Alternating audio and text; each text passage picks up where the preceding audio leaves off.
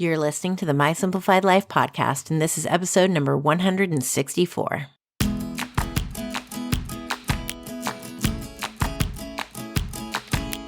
Welcome to the My Simplified Life podcast, a place where you will learn that your past and even your present don't define your future. Regardless of what stage of life you're in, I want you to feel inspired and encouraged to pursue your dreams, simplify your life, and start taking action today. I'm your host, Michelle Glogovac, and I'm excited to share my stories and life lessons with you while taking you on my own journey. This is My Simplified Life. Hey friends, welcome back to another episode. I'm your host, Michelle Glogovac. Today, I want to talk about shiny object syndrome. Now, this is a term that I'm sure you're familiar with, and we often think about it when we look at our kids and how they're playing with a toy, and then all of a sudden they see something else and they gravitate towards that, and there's always something better out there, and someone's looking for the next best thing. We can, especially here in Silicon Valley, San Jose, the techies of what's the next best thing, what's the new shiny object. Over here, it would be a Tesla and the next iPhone. That's what everybody in this area is gravitating towards. But how does this relate to your business? I had heard a good friend of mine, Krista Grasso, who's been on the show before, talk about shiny object syndrome when it comes to your business because we knew someone mutual in common that we both worked with who had shiny object syndrome. It was always looking for something else to do, to bring into the business, to launch as a service. There was always something else instead of focusing on what you have right in front of you. And I've always thought of myself as someone who doesn't have shiny object syndrome. Whether we're talking materialistic or business-wise, I always have my eyes looking forward. I'm not distracted by what else can I bring into the business? What service can I branch off on? I've actually really narrowed things down. In the beginning, I had podcast production and pitching and traditional PR, and to me, it was too much. And so I've really honed things in and focused on podcast pitching. What I did notice, though, in the past year and a half or so, is that I was getting distracted, not by shiny objects per se, but by outside things, and I'm using air quotes, volunteerisms type of things. I was volunteering for a lot of different organizations. And I think part of the reason is I believed in them.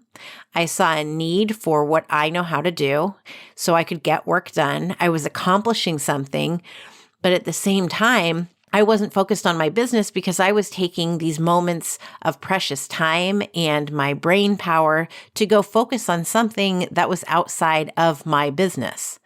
And so to me, I've decided this week that I think that is a form of shiny object syndrome. I was accomplishing things outside of my business, and yes, it feels good, but it was also draining. And I think that this possibly had something to do with, me having my illness in July and ending up in the hospital. Because oftentimes too, when you have a life-threatening illness, and I'm reading a book that a friend of mine referred to me, it's called Close to the Bone.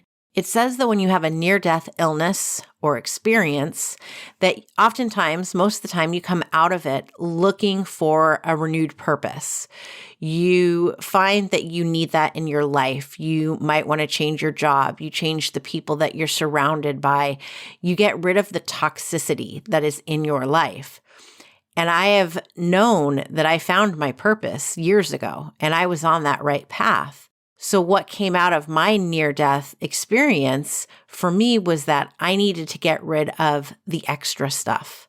The shiny objects that, truth be told, were not so shiny. And as I've slowly been stripping my life of these shiny objects, I can actually feel it in my body that I'm more relaxed, I'm less stressed.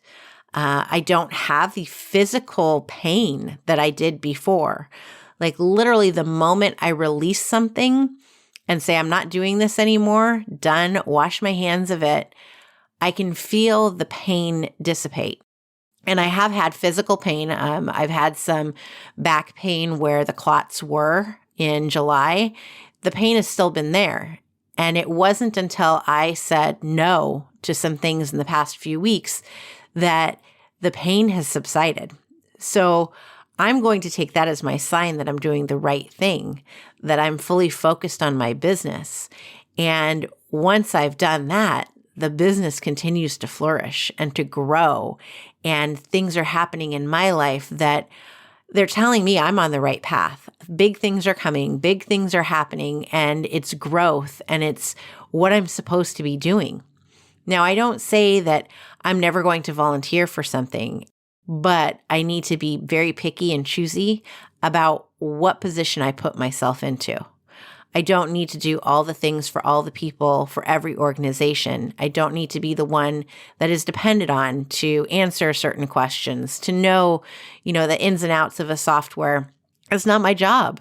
And I've never, ever said that, especially coming from the corporate world. You would never hear the words come out of my mouth, "That's not my job." And this week I finally have started saying, "That's not my job." And it's a volunteer role. So I don't even get paid for it. So it's really not my job. I think that we forget that we can say no. And I've mentioned before many times that I need to sit on my hands more. And that's true. I need to stop volunteering, but I also need to stop just doing and saying, "Oh, okay, you've asked this of me, so I will do it."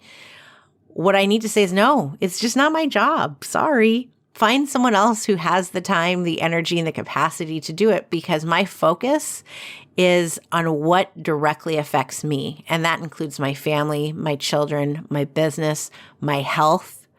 Those are the things that I'm going to focus on. And I can see in other people. I'll look at other women who aren't volunteering the way I have, and there's a pang of jealousy inside of me because I'm going, wow, they're not worrying about this. They're not trying to get an email out at 11 o'clock at night that has absolutely nothing to do with anything that's truly of importance affecting their life. And so I've put a stop to it because I don't want the shiny objects that are on the outside. I don't want to be distracted. We don't need more distractions in our lives. We need to focus on what is important to each of us. And maybe that takes some writing down of what is it that you want to focus on? What are your goals? I've been journaling more and more over the past year, and that's really what's helped me to focus, to discover what it is that I want to make happen in my life. And I know that, raising money on the PTA or writing postcards for Mom's Demand, it's going to have an effect on people. But what do I want to be known for at the end of the day? Do I want to go to my grave as the woman who wrote all those postcards? Isn't that fabulous? Or do I want to have lived the life that I had always dreamed of? To have bought my house on the beach where my family and I made memories and relaxed and fulfilled our souls and found love and happiness, and we're just really fulfilled in everything that we did as a family. That's the life I want to live. That's how I want to be remembered. She went after what she wanted, she got what she wanted, and she made this incredible, rich, fulfilled life that was full of love, grace, and hope. And so that's the shiny object that I'm going to go after.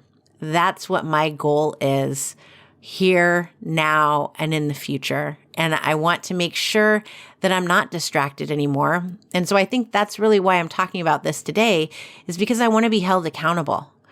I want to stop volunteering for everything. I want to focus on what I have and making that the best that it possibly can be. The best PR agency, the best podcast guests. I want the best podcast. I want the best, I want to say the best children. I want to have the happiest, most fulfilled children who aren't afraid to go after what they want in life and who are kind human beings. I want to have the love story that you see two people who go on forever with each other, that they're best friends. They do everything together, and people don't understand how that can happen these days, but it can. You don't get sick of each other. You can actually work from home together, and there's peace and harmony. Trust me. I want to be the friend who's always there when the text message comes and you just need a lending ear. I want to be the best of these things. And I think that by getting rid of the distractions that are outside of all of this is how I'm going to make that happen. So I want you this week to do this with me. Think about what your goals are. What is it that you want out of life? And what are those shiny objects that are distracting you from making that become a reality? Focus on what you can do to get rid of the shiny objects, to put your head down and do whatever it takes to get that life, that fulfillment, that richness in your life forever, today, tomorrow, and every day going forward.